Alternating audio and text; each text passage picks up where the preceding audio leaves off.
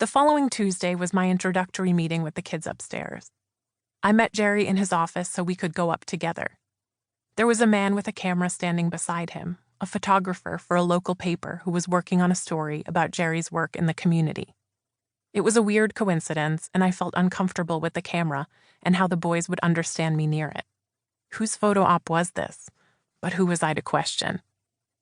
Jerry greeted me with outstretched arms.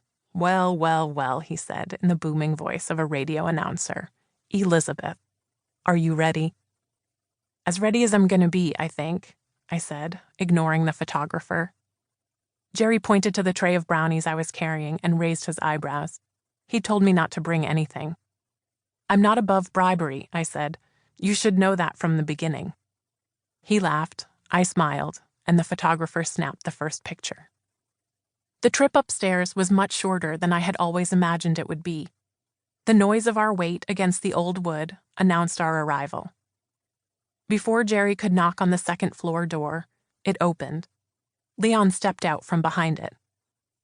"Hello," Leon said. "I heard you all coming." I noticed his shoulders again, the left higher than the right. He shook my hand and the photographer's and nodded respectfully to Jerry. "Everybody's in the other room," he said, as he led us through the kitchen toward the table in the dining room. "Except for James," he continued. "James isn't here. We're all supposed to be here, but James isn't here." He looked at Jerry to make sure that Jerry had heard. Then he looked back at me. Already, Leon, with the handshake and angled posture and unshaved chin, was the spokesman, the elder, and the one who made the place feel less like a halfway house and more like a home. The layout of the second floor of the house was nearly identical to the first. The rooms that were offices on the first floor were bedrooms on the second. What was the waiting room downstairs was a TV room upstairs. Leon led us through the kitchen and the pantry into the dining room. 4 boys were sitting around a big wooden table that looked like a dock.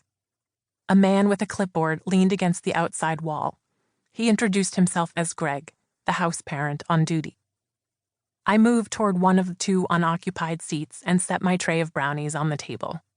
I sat down, pushed up the sleeves of my salmon-colored sweater, and pressed the nails of my index fingers into the tips of my thumbs the way I do when I'm nervous.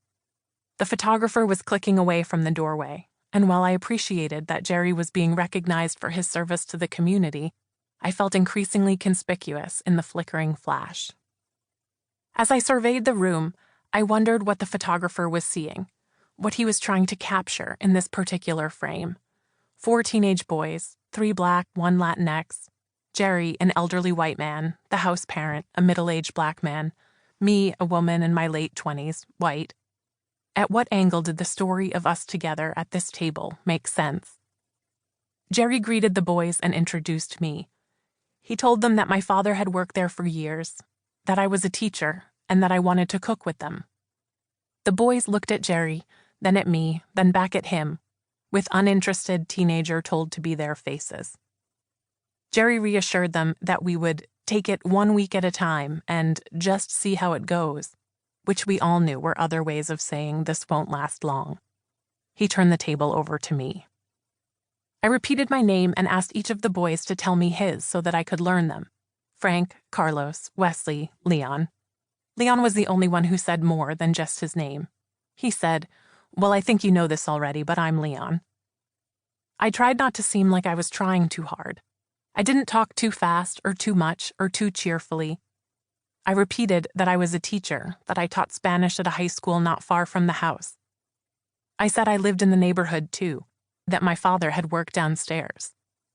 I could tell by the way they looked down at the table when I mentioned my dad that the house parent must have told them that he died.